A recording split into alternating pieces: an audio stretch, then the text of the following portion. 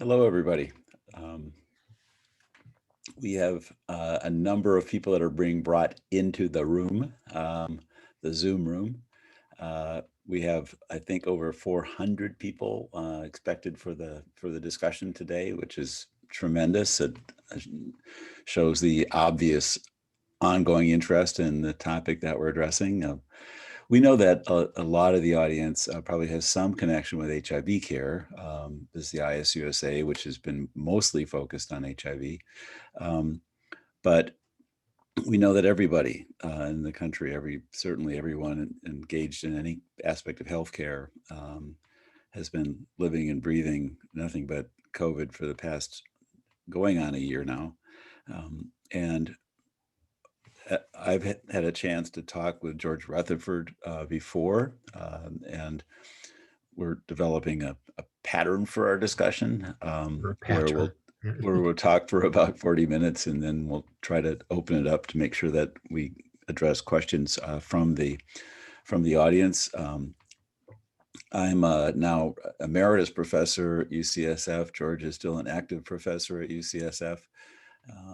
Where he is very involved in epidemiology and biostatistics, that department. And really with the onset of the pandemic, George has played a very leadership role in the overall response, both locally and at the state level. George has worked with health departments, including the state health department, for most of his career. And he has thought a lot about viral epidemic diseases and has really now again become a major leader in this one. George comes from a long line of distinguished academicians. One of his forebears was Nobel Prize winner, I believe. George, is that right? That's what I said in my child's chemistry class. It's not true. And one of my daughters did roller derby in Austin, and she was assigned number 106, and nobody knew why, but that's the atomic number. Ernest Rutherford, right? Okay, boy, is there still anything to talk about? You bet. Among the topics that I'm sure we're going to wander in and out of are the implications of the new variants. We're now finally getting the vaccine out there. I think many people are either relieved that they've gotten their vaccine or are expecting to get it soon, or hoping to get it soon. But as that happens, people are also watching the news about the new strains, the UK strain, the South Africa strain, the Brazil strain, and all sorts of reports about what that might mean for both the transmission of the pandemic, but also the disease that we're seeing, but maybe even more importantly, by the response to the vaccine. So, George, should we just dig into that to start this? We have also things to say about kind of what are the trends of the epidemic, and I know you have those numbers both for California, but again, this is a national webinar, so for the country. What do we see after the holidays? Do we see a surge? Are we really expecting this to go back down to where it was before we had the last surge? We want to talk about the effectiveness of vaccines, some of the newer ones that are coming out, and some of the challenges in implementation. But also, I hope we can talk about some of the successes in implementation too. And then I think as human beings, we worry about kids in schools. George is a pediatrician, so he's a fair game to ask questions about that. But George, why don't you start with what you think is kind of the most interesting twist right now, and we can just kind of vamp from that. Thanks, Paul. Thanks. It's great to be back with your audience, and I'm happy to be here. There are lots of twists and turns, and we could take off on any one of them. I think the first thing to say is that we're on the downslope of the third wave of the epidemic, both nationally as well as here in California and locally. That seems pretty consistent across the country. There are only 3 states that are not falling, which the last time I looked were South Carolina, Virginia, and North Dakota. Hawaii has never gone up or down, so that's pretty flat, but everybody else is falling, which is good. I think right now the disease is most concentrated in the Southwest, in Arizona, in Southern California. Those are pretty big areas, and I think that's kind of where we are now. Why is it going down? It's going down, one, because of naturally acquired immunity, especially in these highly impacted communities. As immunity goes up, not the R naught doesn't decrease, but the R sub E, the effective reproductive number, decreases, which is has a function the background level of immunity in a George, let me population. ask, Yeah. we hear different things about herd immunity and all Right. that. Yeah. What is the kind of the prevalence of immunity in the highest affected areas now? What fraction of the population do we know? I'd say probably in the parts of New York and maybe parts of East Los Angeles, it might be 40%, maybe 50%. Wow. It's really high. Yeah. But I think Los Angeles has had 1 million cases, 1.1 million cases, and has a population of 11 million.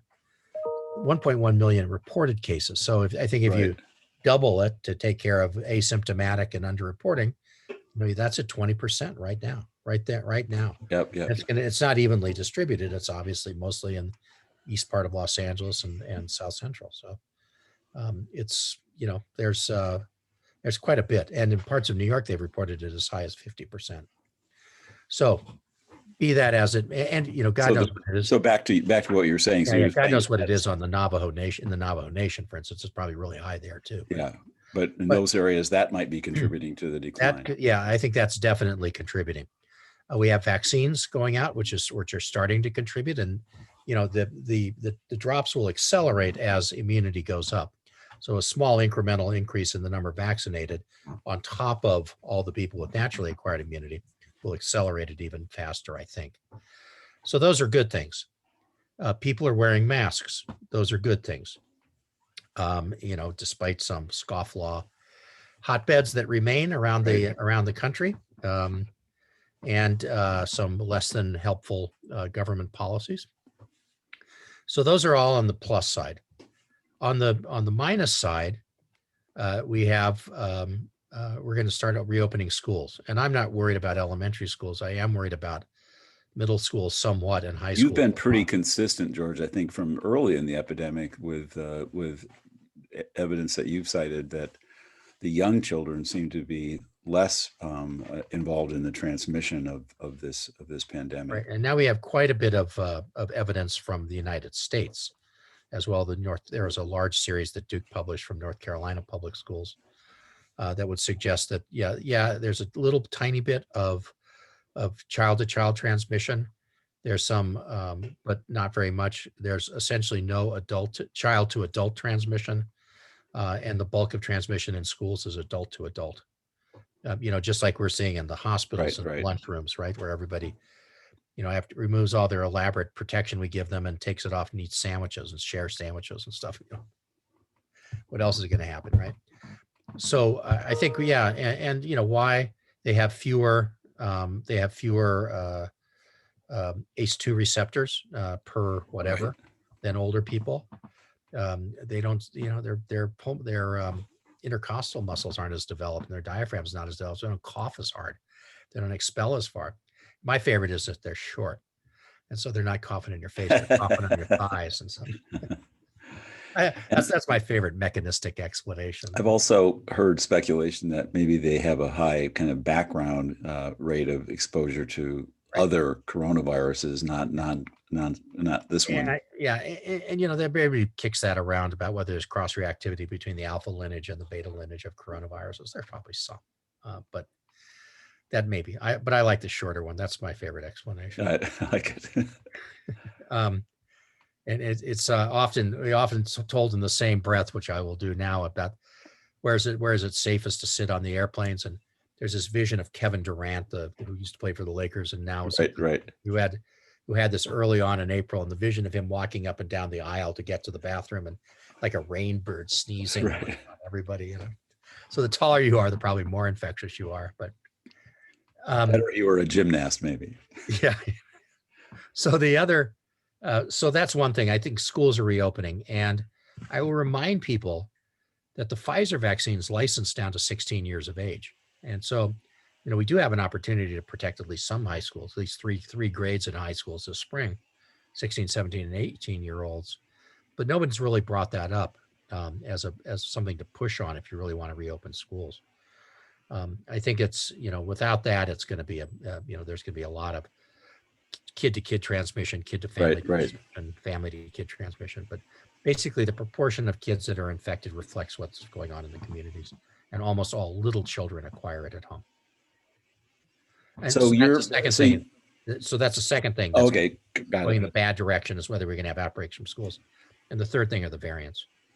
And I assume we're going to talk about those in detail. Absolutely, yeah. Let me ask about the return of warm weather. There's been some thought that one of the things that has accelerated in the wintertime, maybe both in the 1918 epidemic and this one, have to do with people being more indoors during the cold months. It's, it's always nice in California, but I think it does get warmer in the summer and people do spend more time outside even here. But. Yeah, that's always part of influenza epidemiology. So you got to realize that influenza A is hugely transmitted in elementary schools. Those are huge amplifiers. Right. So whether it's warmer weathers or the kids getting out of school, I don't think anybody really knows the answer to that. Got it. We had a small article, and I'm not going to remember it's JID or CID, and I have to apologize to the editors that I can't remember that. One of my residents wrote as a review about warmer weather and SARS-CoV-2 transmission. It's probably more easily transmitted in the cold, but not a lot more easily. There was an outbreak in a communal bath, hot tub bath in China, for instance. So, that kind of like blows everything up at that point. But, it's all about distance. It's all about infectiousness. That's all that matters. So on the good side, herd immunity, naturally acquired immunity, vaccination, behavior. On the bad side, potentially bad side, ending lockdown, schools reopening, and the variants. So that's the balance. Great. Let's. We both mentioned it. Let's dig into the variants a bit. We've heard a lot in the last couple of weeks about these. You want to start and summarize where we are? So this is like one of these perfect sentences, subject and predicate. Viruses mutate. Yes. Okay. So that's what they do, right? The coronaviruses are large enveloped RNA viruses. They have a RNA repair enzyme, and so they mutate much less rapidly than other RNA viruses like HIV. But still, there'll be some tryout mutation about every 3 replication cycles. If it gives the virus additional fitness, it may persist. If it doesn't, if it's a lethal mutation, which most of these are, it puts the virus at a disadvantage, then it won't persist. It's just, this is simple. This is simple ecology. I think the other, so that's the basic part to it. Now, there's also a phenomenon of skipping, where the virus, so you see this sort of, the map of viral mutations accumulating kind of goes like this, and then jumps and then goes like this again. That jump is of concern, and that's what happened with the British variant. And that's either because it stayed in a patient who had prolonged carriage, like someone who was immunosuppressed, for instance, or for whatever reason carried the virus for 2 or 3 weeks, and then started to excrete again. Or it may have gone off into animals and come back. And people may know the story of the minks in Denmark, or the lions at the Bronx Zoo, or whatever. But that's always a possibility that there could be a veterinary subpath, and then they pop back into the human population with more mutations accumulated. So that's the basic background. The other thing I'd say is that there's already been a major shift the Chinese virus was replaced by a European virus last April, almost 100%, and the press didn't pick up on that one. Yeah. But it was a pretty straightforward switch for a single gene replacement. I think it was at 614. It might have been 416. I don't remember now. Okay, so now we're dealing with with several new mutations and several new strains. The more you look, the more you're going to find. And the British have been very good at this. They've tried to sequence lots of strains, like maybe about 10% sample. Just let me jump in there, George. We were both listening to a person yesterday talking about that from the UK. Yeah. Why has the UK been so far ahead of the world in terms of sequencing? I mean, we have a huge capacity in this country, and yet we've done almost nothing. Yeah. Leadership. Yeah. Simple as that. And when you start looking for these things, you're going to find them. They sequenced 25,000 when we'd sequenced 5,000, and we had 10 times more cases than they had. Yeah. So when you start looking, you're going to find this stuff. That's and the reason they said they sequenced so much was they were trying to blame this on China, and it turns out it all came from inside the EU. It was from Spain and Italy and France. So so much for that theory. Anyway, there are several new lineages that we're dealing with, not lineages, but strains we're dealing with. One is the so-called British or UK variant, which is which has 23 mutations. Some large number, like 17 of them, are structural. And that's one of these things that was going along and then jumped and then kept going along again. That spread through southeastern England and greater London in December. And by the end of December was 20% of all isolates in the UK. And it seems to be spreading. There are a couple of hundred of these that have been identified in the United States. Here in California, they're all in San Bernardino and San Diego counties. Again, is the UK variant. The UK variant, yeah, the 1.1.7 for those of you keeping score at home. So that's one, and that appears to be more transmissible, and that's based on modeling. That's not based on laboratory data, but it's based on modeling. Looking at the change in the basic reproductive numbers from the time the virus was started to take off in England, compared to as it started to rise, and the R naught went up by 0.4, so went from 1 to 1.4. Okay, so that's where all those numbers come from. Yep.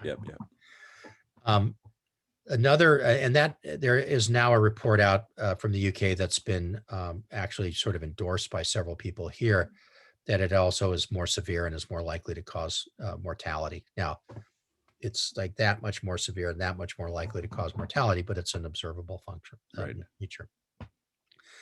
A second strain is in South Africa, and the South African strain has a specific mutation in it that makes antibody binding more difficult, and it's in fact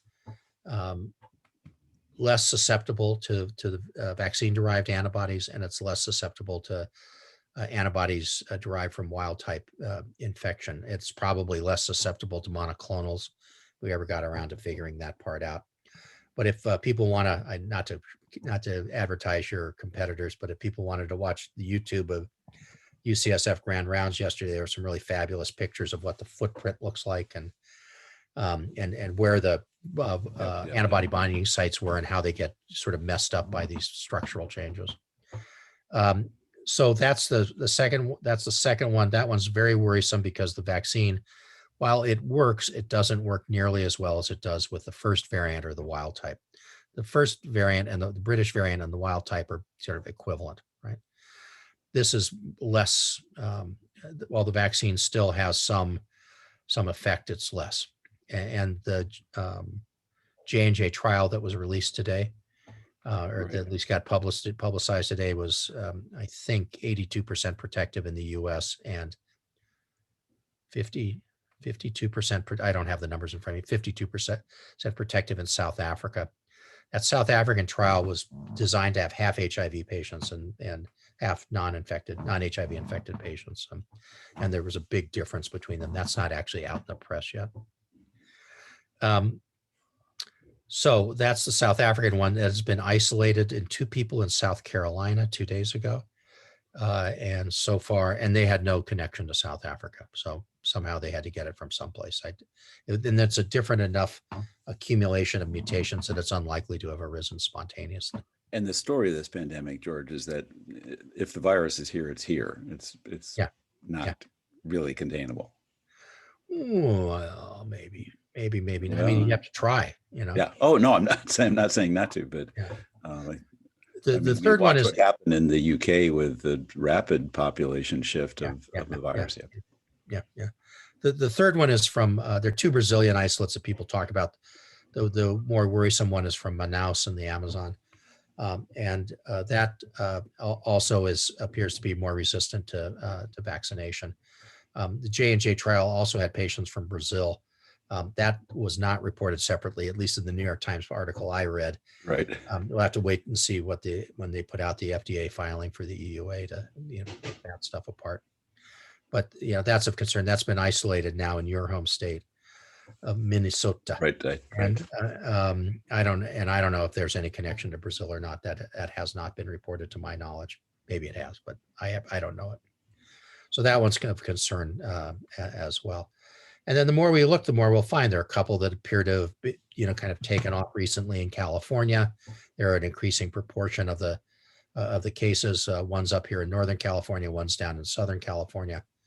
But we'll see how that all plays out. There's really, anytime you get a founder effect and one virus has some selective advantage and starts to displace another strain, everybody says it's more transmissible. It could just be founder effect.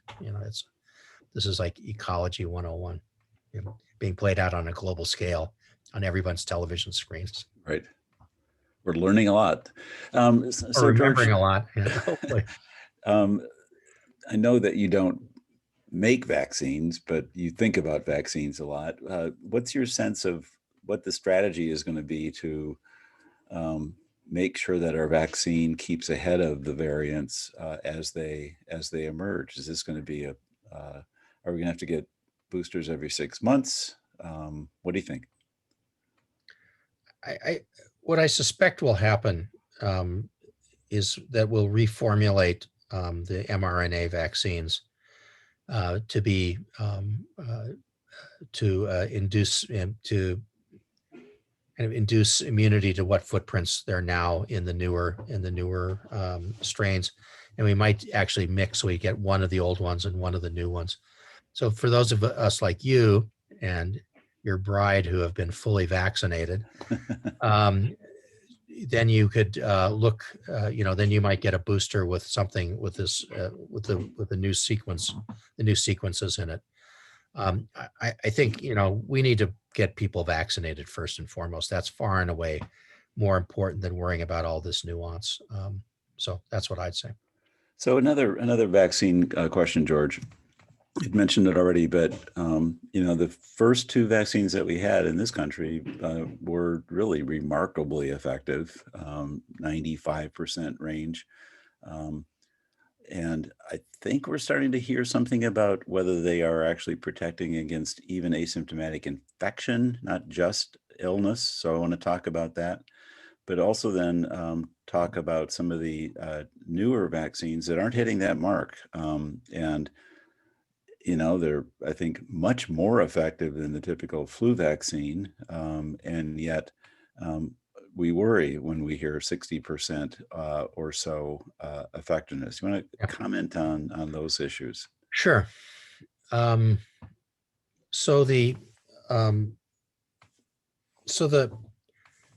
mRNA vaccines are remarkably effective in 2 doses, but the trials weren't designed in a way to look for asymptomatic carriage, basically for asymptomatic infection.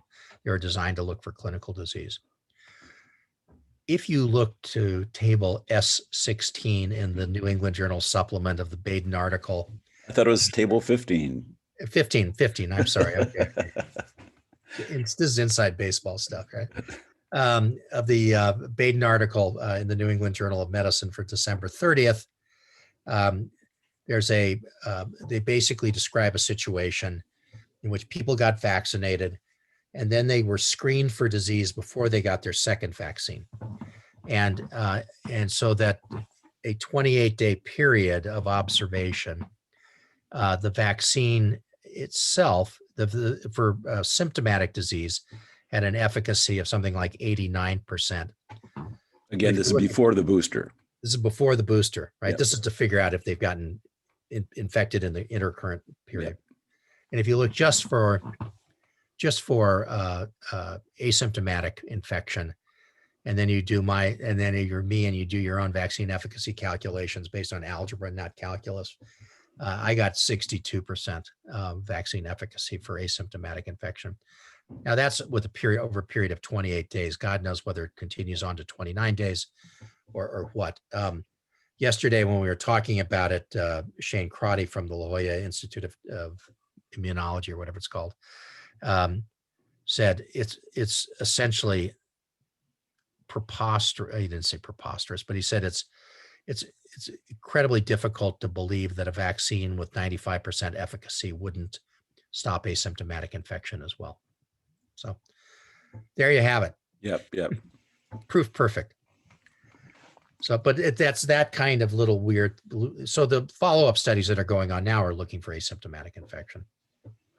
So obviously that's going to be a huge story. And if we talk again on this kind of format, I'd hope we have some data to really toss, because obviously one of the issues, if you've been vaccinated, is, okay, who can I interact with? Can I gradually start opening up my pod? Can I sometimes forget to wear a mask indoors? And I think that's going to be a huge issue as we learn more about this. But I want to talk about what I mentioned, the other vaccines that are coming out now that might not hit that high mark.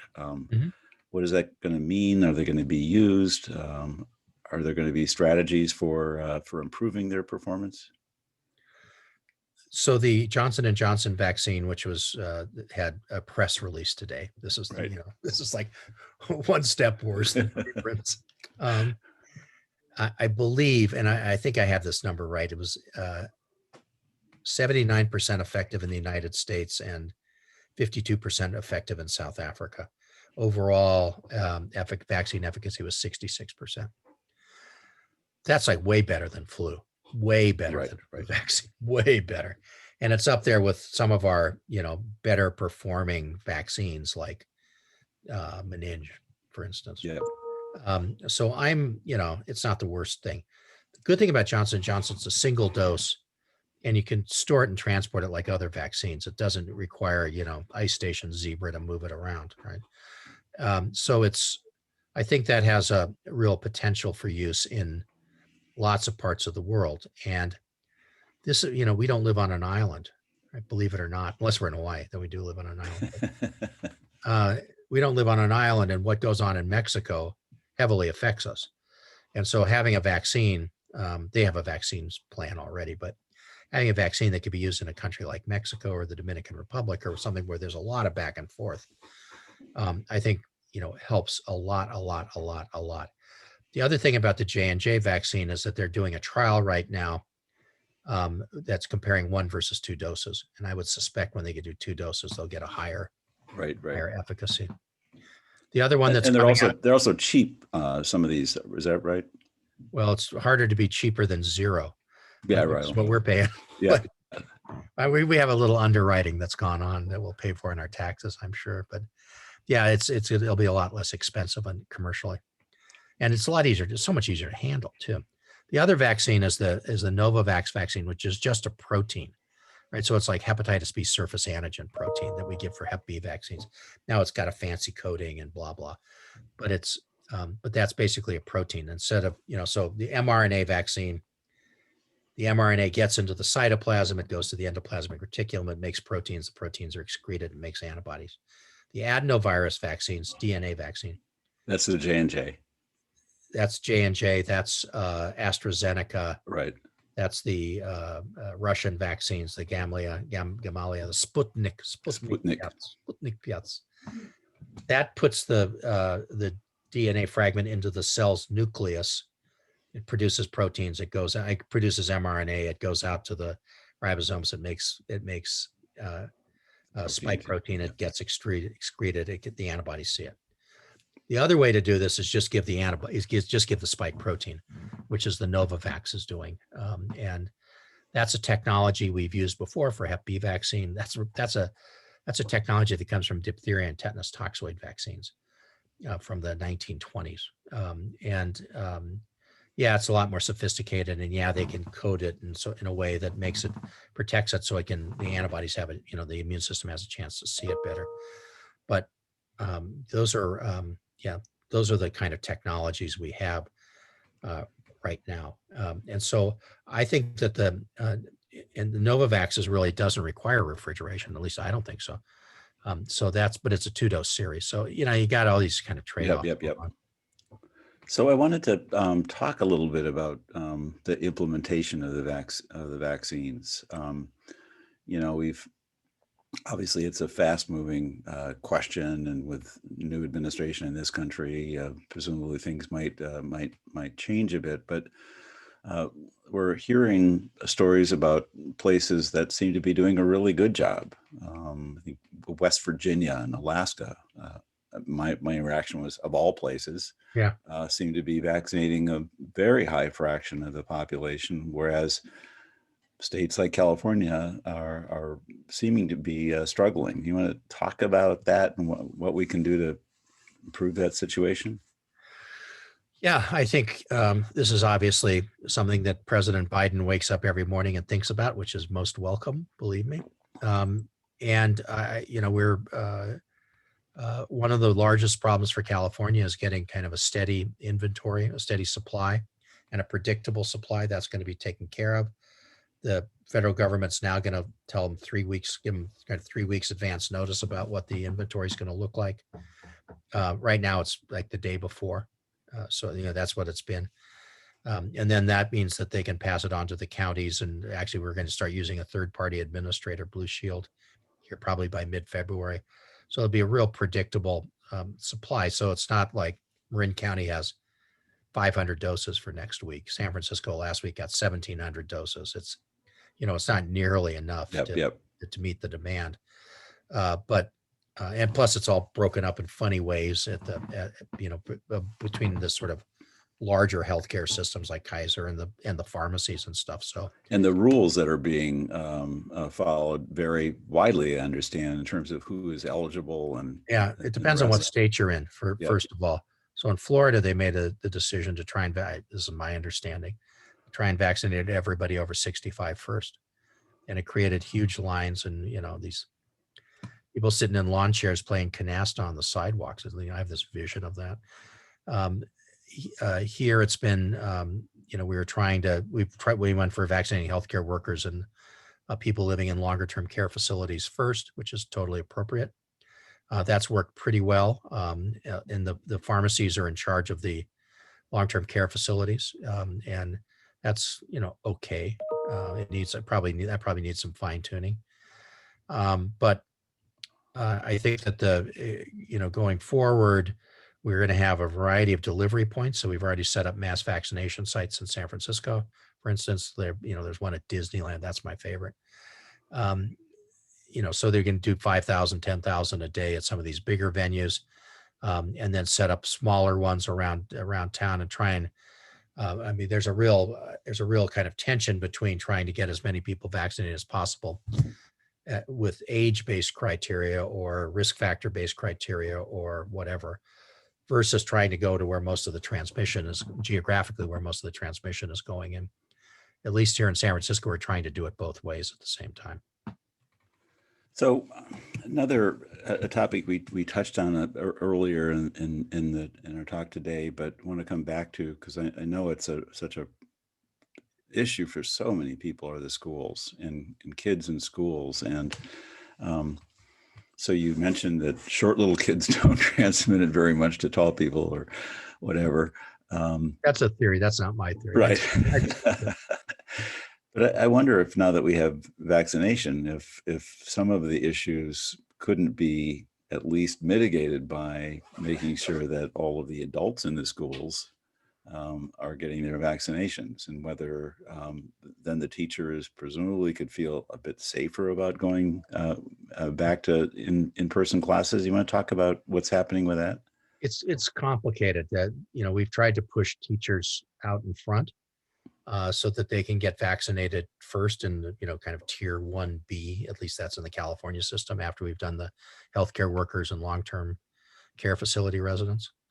And it's but it's with the collective bargaining makes it more complicated.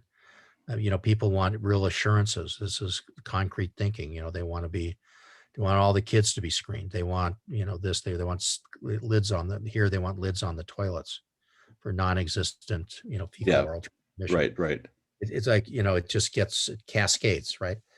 I think getting them vaccinated and having some sort of sentinel surveillance system among students would go a long way towards obviating risk. I think that the risk is going to be very low in elementary schools, and I know California has a big push to bring elementary schools back, although the bill to pay for all of it is stalled in the state legislature. Again, I think the risk for middle schools and high schools is much higher, and we have lots of evidence of middle school and high school outbreaks from around the world. But again, there is this indication for Pfizer that you can go down to 16 years of age.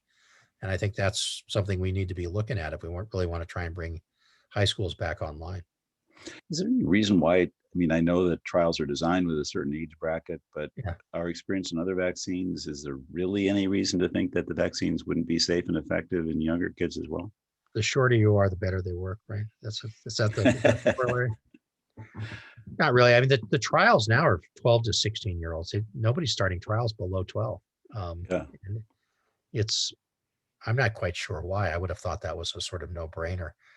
But maybe the thought is that you're going to allow transmissions, occasional transmission in younger children and some naturally acquired immunity, which is the way that the alpha coronaviruses work. And in fact, there was a large outbreak. The influenza outbreak of 1890 may, in retrospect, have really been a coronavirus outbreak from a cow. Wow. And the way that went away was that after a large number of deaths in adults, it became an endemic disease in children in whom it wasn't particularly pathogenic. And that's one of the alpha coronaviruses we have today circulating, one of the 4 that we have circulating. So there's some, there's some reason to think that we might be able to avoid having to vaccinate lots of children. But. Great. And we're getting to the time when we're going to open it up to questions from the participants out there. And we have some, I've got a list of who's on the call, and it's really fun to watch. And I hope we hear from some of my friends who are on the call. But maybe the last thing, kind of lighten it up a little bit, toss you a softball here, is how many masks should I be wearing? Was 1 enough? 2, 3? It depends on how you wear it, Paul.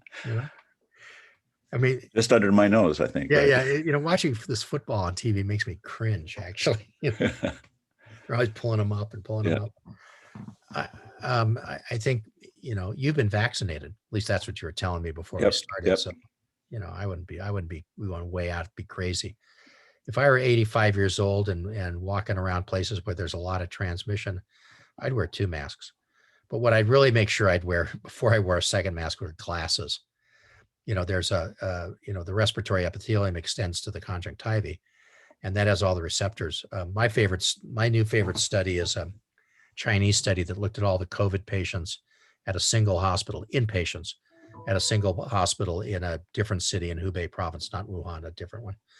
And people who had myopia and wore glasses more than 8 hours a day had a 13-fold lower risk of being admitted as COVID patients. So you got to protect your eyes. So when my kids fly back and forth, there you go. I've got mine on. There you go, Mr. Peepers. Yeah.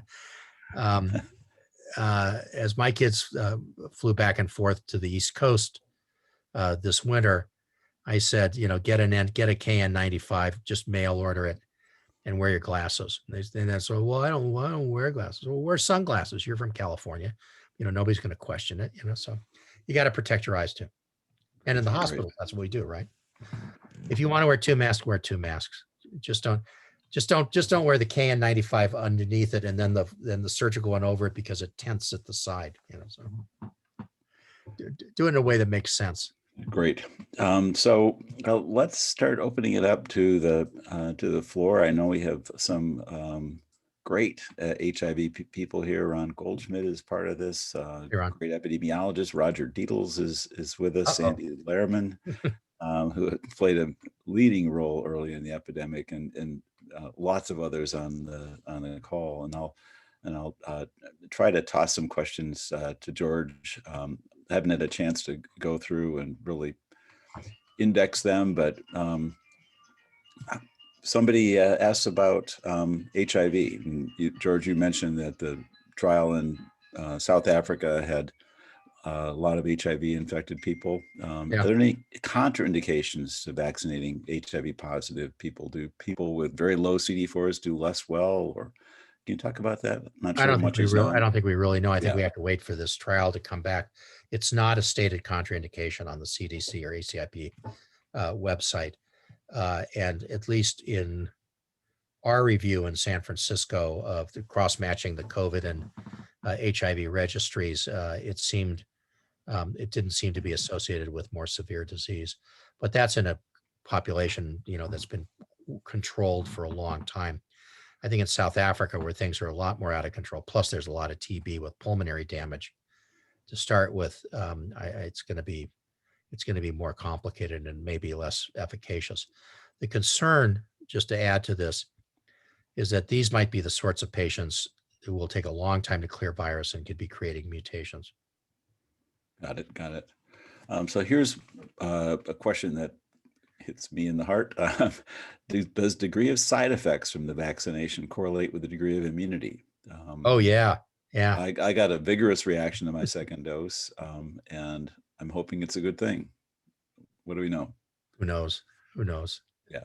I'd like to, when in doubt, reason it out. I'd say absolutely, positively it does. And so, Paul, you're golden, But there's no data on it to my knowledge. I'm sorry.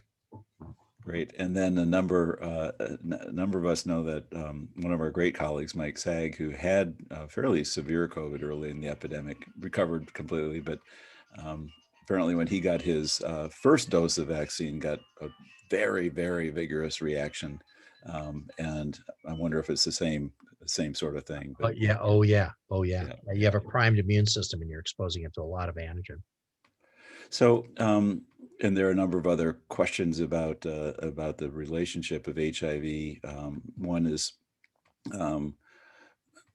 do we worry that the lower results in South Africa in trials with lots of HIV were because of that, or can we separate that out from the fact that a lot of those people may have had the South African variant of the virus? That to be answered. Not known right off the top of my head right now. When it was presented at ACIP yesterday, it wasn't pulled apart that way. Okay.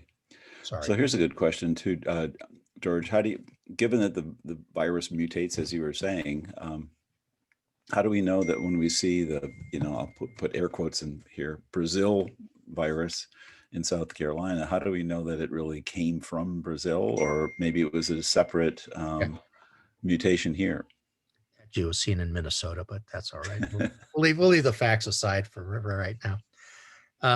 It's because it's a series of mutations. It's not a single point mutation. And so if you look at something with 23 different mutations and a real specific signature, if it shows up in the middle of, as for instance, the British strain shows up in the middle of San Diego, right. That's not a spontaneous mutation. Single point mutations. Sure, I'll give you that. But, these things the British one has 23 separate mutations in it, including a deletion and amino acid switches and stuff. So another question about vaccine-induced immune response. Could that in a sense, be a bad thing in terms of the ability to mount an effective immune response to a related but different variant? Is there any kind of danger in having that first level of immunity? No, I don't think so. I think I think if anything, it would be complementary. And there's a lot of epitopes on these spike proteins. You know, the antibodies can bind in a number of places. It's just it's just that's the ones we know about and can look at don't bind as well. And that's not, we haven't even talked about about cellular immunity and T cells. That's clearly has which would really help us as well, I think. Have a real role in this as well. Yep. So here's a interesting question. A person says he has patients who are concerned about the spike protein DNA entering the nucleus. What happens to the DNA fragments? Can we reassure patients that there won't be some other problem with that, inserting the DNA into your own chromosomes? Is this a danger that we might be concerned about? Yeah, so I think the first thing to say are the mRNA vaccines do not enter the nucleus. Yep. They stay in the cytoplasm. So and that's the mRNA disintegrates quickly, right? Right. Yep. Right. So it's not going to get into the nucleus, and even if it does, it's RNA, not DNA. So you need something to do reverse transcriptase in order to pull it off. Now, the adenovirus vectored vaccines, where you've actually have a fragment of DNA that will code for spike protein, that's another issue. We've used the technology for Ebola virus vaccine, so it's been around for 6 years. Now, vaccinating people in ring vaccinations in the middle of the Congo in a civil war may not be the world's cleanest clinical trial with long-term follow-up, but those are intercalated into DNA. And as long as that cell remains alive, it will be, it'll be producing the viruses and may have some longer-term effect. But those cells don't reproduce themselves because they're dysfunctional, because they become little virus factories. So they got to. Right. So the ones that replace it shouldn't have the insertion. So here's a question. I violated some basic principle of molecular biology there, but I was a class. We'll hear about it later. So here's a question from a clinician who says she has patients on immunologics, which are now increasingly common and have all sorts of interactions with the immune system. Wondering about the vaccine. Any problems? Any questions about that? Yeah, there was a really good review in. I had to give a talk for a group that was worried about autoimmune hepatitis and primary sclerosing cholangitis and Crohn's disease and IBD, and so I looked this up. But there's a really good article in Cleveland Clinic, whatever that's called, Cleveland Clinic something, mm-hmm. About vaccination of patients with a variety of rheumatologic diseases, not only with this vaccine, but with a bunch of other vaccines. And it refers to a European Rheumatologic Association or something like that, series of guidelines, and it references those. That's the most complete set I saw. There's certain things that I'm going to use made up words here that sort of inhibit B cells. And I can't remember the name of the drug, but it starts with a T and ends with an AB, like right. or something, or steroids, and there's a lot of kind of art to, when do you time vaccination versus, if you're giving something every 6 months, you want to time vaccination. So you're vaccinating right at the end of that cycle of the immunosuppressive drug, and then you can get a response, and then you give the next dose of immunosuppressive drugs, or do you lay out a couple of cycles? Right. It was like way over my head, but way complicated. But there are a couple of rheumatologists on the panel who sort of explained it all away. But there were these two references in Cleveland Clinics and then the European Rheumatologic Association that had really clear guidelines on this. So a question about, we've heard talked about a lot in the news with concerns about the quantity of vaccine that's available. Any talk about prolonging the dosing interval for the second dose vaccines, and is that worth thinking about or not? It's worth thinking about if there's a shortage. the British have made this was another thing that this guy talked about yesterday. The British made the decision that they'd save more lives if they gave everybody one dose than as opposed to trying to hold off, hold back some for a second dose. I don't think we're quite there yet. I think we have enough supply to do both. But it's if you are pressed, you can space it. And CDC finally came out the week before last and said, yeah, in certain circumstances, you can give this up to second dose up to 4 months later. And you can actually flip between the Moderna and the Pfizer vaccine and vice versa. I was going to ask about that as well, right? If you didn't have any. So, I mean, based on zero data, I might add, but that's what they've said. The problem with vaccinating and then waiting 4 months is that you have sort of extra 3 months that you haven't really pushed the immunity up to the highest level. Right. But when you asked me before about asymptomatic infection, the other part of that was it gives you an idea that experiment when you give in one vaccine, you wait 4 weeks and then give the other vaccine, and what's happened in the interval. If there was 89% protection against symptomatic infection after a single dose, but that's only within a 28-day period, and it's really only between days 15 and 28, right? Because it takes 2 weeks to get up the protective levels. To get something, right? To get something, yeah. So it's it's a very narrow piece of data, but it's that's what it is. And so I think it probably does work, but I kind of like to stick to the trials myself. So one of the things I was going to ask, in kind of my comments to George was, it sort of seems here in San Francisco, even though we've, I think, followed the rules, the public distancing and masking better than probably a lot of other places, that it seemed that this latest kind of sort of lockdown didn't really seem to me to have as much impact. Certainly when you look at the traffic on the streets compared to the early in the epidemic experience when everything just stopped. And it's commonplace to say, but I think people are just tired of the whole thing. And Ron Goldschmidt asked a question, especially kind of directing that issue at teenagers who know everything. What can we do to help the general public and maybe especially some of the hard to reach populations like teenagers kind of hang in there a little bit longer?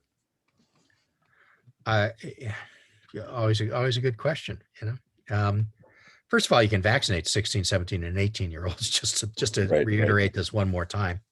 I don't think anybody's going to give them vaccine, but I think that should be something that's considered in the back to school press.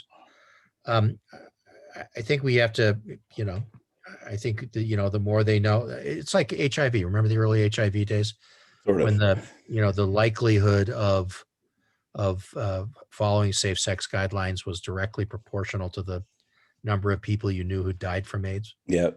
I think that the more that people can identify with, that this has bad consequences for their grandparents and their parents and their communities, the better, the more kind of adherent they'll be. But at the end of the day, it's as long as they're wearing masks, that's really all I care about. Right. I mean, that's going to get us 90% of the way there. So we have a question that's an interesting one. I want to kind of add a twist to it. The question is, for people who are over 65 who got the AstraZeneca vaccine in a U.S. trial, should they be re-immunized with Pfizer or Moderna? And then let me ask you, kind of taking off from that, what do we know about what's being done with the placebo recipients in the clinical trials? Are they already getting the real thing, or are they trying to hold on and follow? I hope so. I mean, we thought we might have learned our lesson from the Tuskegee study and withholding treatment. I did hear arguments early on. Of course, you heard arguments from the UK that we will learn more. So there's a value to following those placebo recipients. But yeah. But don't do it. Okay. Okay. So what about following maybe a somewhat less effective vaccine with more? That's a hard question. I mean, I I mean, you can always get tested for neutralizing antibody, right? You know, if you go to, you know, those are tests that are relatively more available now. And if you have neutralizing antibody, it's Miller time, you know, just walk away. I can tell you that in our studies, we have a large cohort that we follow, some of whom are vaccinated, some of whom aren't vaccinated, not by we didn't make the assignment. We're looking at, you know, we're offering people neutralizing antibody titers if they choose not to get vaccinated, if they think they might have been exposed. And So you know, there are actually several questions about that, George. yeah. What do we know about the degree of immunity following infection and resolution? And do those people really need a vaccine? Is their immunity maybe even better than with a vaccine? What do we say about that? I'd say yes, those people need a vaccine, but they don't need to get it today. Got it. You know, Got they it. can go to the end of the line. You know, I think the vaccine-induced immunity is going to be much more durable. It's going to be much longer lived. And yeah, I mean, those are the recommendations, and I think that's right. As to, you know, you can, you know, if you've been infected in the past and you really want to know whether you really don't want to get the vaccine, like, you know, like a lot of people in the country don't really want to get vaccine. If you could get neutralizing antibodies done, you could have the question answered whether you truly have neutralizing antibodies. Right. I think the other thing to recall, Paul, is that people are being continuously re-exposed, right? So they're you know, because there's so much in the environment, and so they're going to get, you know, they're going to get naturally boosted. So here's an interesting question.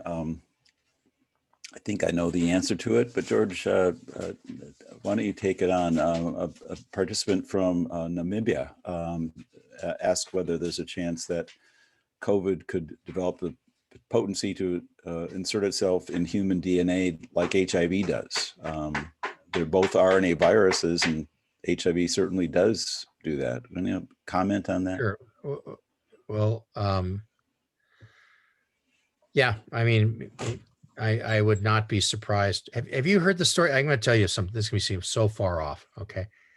But the genetic sequence of the Australian lungfish was done the other day, and it has something like 15 times more base pairs than human DNA, and than humans. And the reason is, again, making up stuff, right? The reason is that it's been around for so long that it's accumulated so much junk from a variety of, you know, from viral infections, right. You know, stuff, that it just like expands and expands and expands and expands.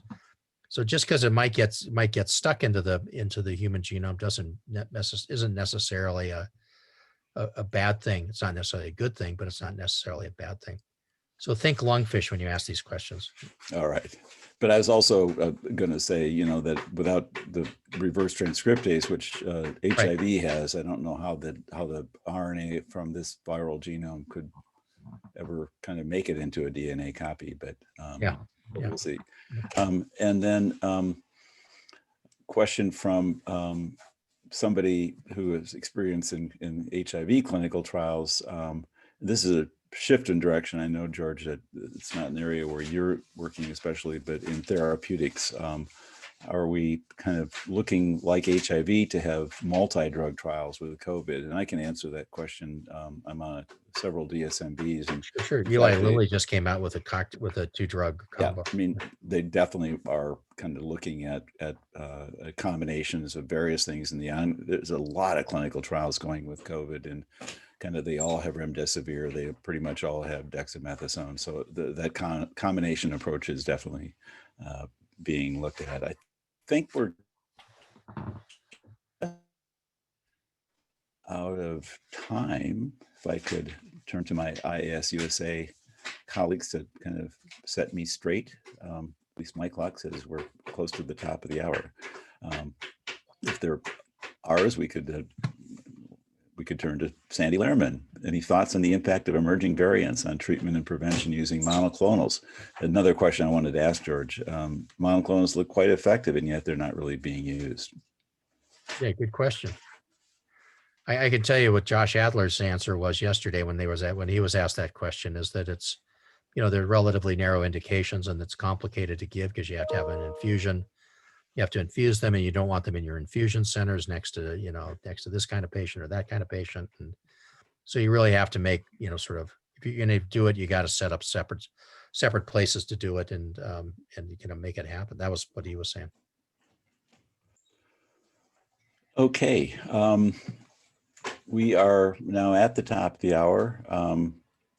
We still have a lot of people with us. We had kind of around 240 people on the call that really hang in there for most of it. But I want to thank George, you especially. These I think they're really useful. I learned just by our conversation, and I'm sure that people really appreciate the chance to dig into your expertise. We will do more of these. IAS-USA is dedicated to keeping doing these going. We have a lot of dialogues and webinars going on. Here is on the screen that you can see the web address. So and if you have questions, hold on to them, and we'll get to them maybe at our next conversation, George, when we know more about asymptomatic infection following vaccination. So, but I also want to thank the staff at IAS-USA, Donna Jacobson, Jose, Michelle, and the others who are just great at organizing these events, and to all the people that participated. So thanks a lot. Appreciate it. Thanks, Paul. Yep. Bye-bye. You stay on for a sec, Paul? Can we talk for a sec? Yeah, okay. Is that your back?